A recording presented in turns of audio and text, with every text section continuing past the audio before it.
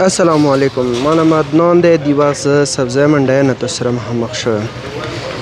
سبزی منډی ته وطن ټماټر چې تاسې کلر لیدا شوی ښه فرش و صاف سوتره دا راغلی دي او دې سره هندوانه دا د کابل او د افغانستان هندوانه دی او ښه صفا سوتره او دې نه علاوه دلته اوس یوه کاټیا کا انتهایی کلر یې بهترین کلر و خوږه یې وه او دې سره الو د یا وطني الو دی څه دا بیجی چې کوم دی 809 پورې دا خرڅېږي.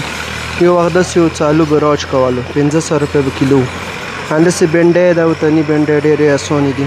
ترې وطني بنجان وطني دا ټول دغه شان وطني دي.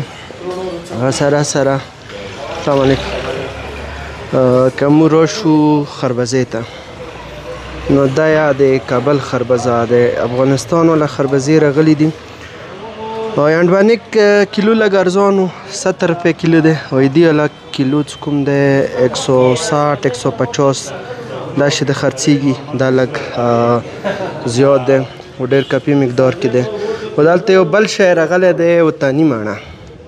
وطني مڼه ښکلې فرش مڼه راغلي دی. السلام علیکم. څنګه یې ملګریه ښه یې؟ څنګه یې مڼه څنګه دی؟ مڼه شپر دا 600 روپۍ. دا شپر 600 روپۍ. د دوره بهترینه مڼه او دا وګوره 600 روپۍ.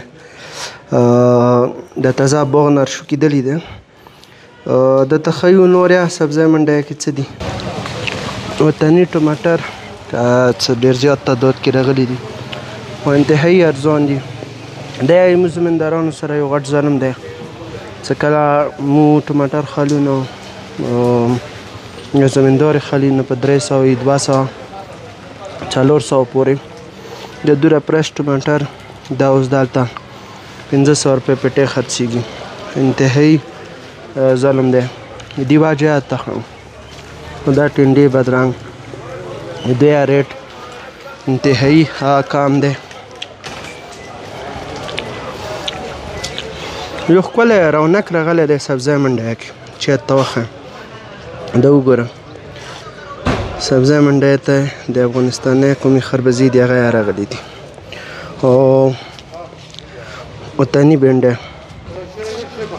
بینډۍ کافي تعداد کې راغلي دي خو د دوی ریټ یا بیخي نشته دی. بدرنګ شټای ښه نشته مال ډېر دی ریټ یې کم دی. دا بدرنګ دي ورسره وطني ټماټر. دا شه ټماټر ټول پاکستان کې نه میلاویږي لکه کورمې کوم ټماټر دی. کربلایي پټۍ د څنګه څي نن سبا؟ پټۍ نن سبا چې به 1200 دا اوس انتهایی کامه ده. څوک چې ایماندار خلک وي هغه دغه وخت کې دا وچوی شي پیسټۍ ونه جوړوی شي او هغه سره وخت سره دا بیا استعمالوی شي.